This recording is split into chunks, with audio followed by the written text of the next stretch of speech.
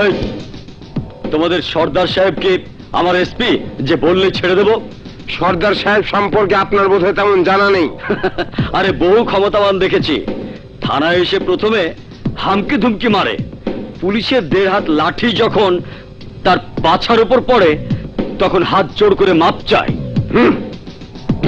গাড়ি বের কর, আমি নিজেই থানায় যাব। জি কর্তা, যাচ্ছি।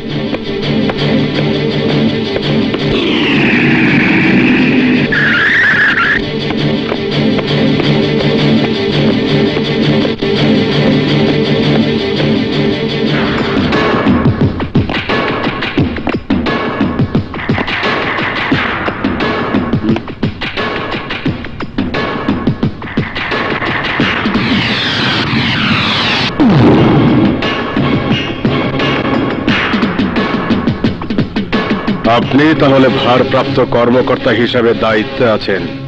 হ্যাঁ, আমি দায়িত্বে আছি। যেহেতু আপনি সরকারের দায়িত্বে আছেন, সেহেতু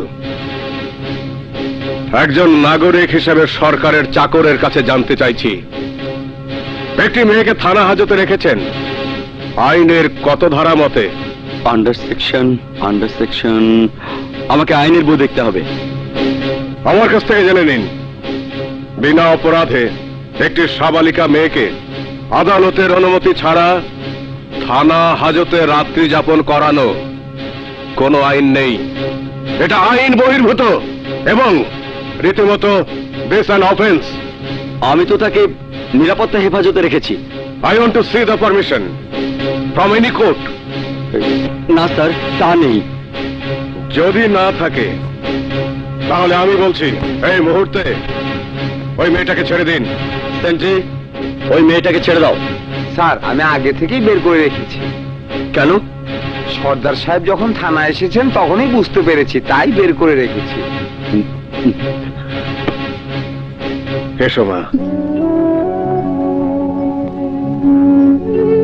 যে এই মেয়ের ইজ্জত কেড়ে নিতে চেয়েছিল, এত বড় ক্ষমতা হয়নি আমাকে নিয়ে যাবি।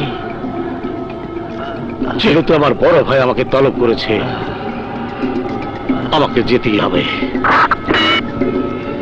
চল।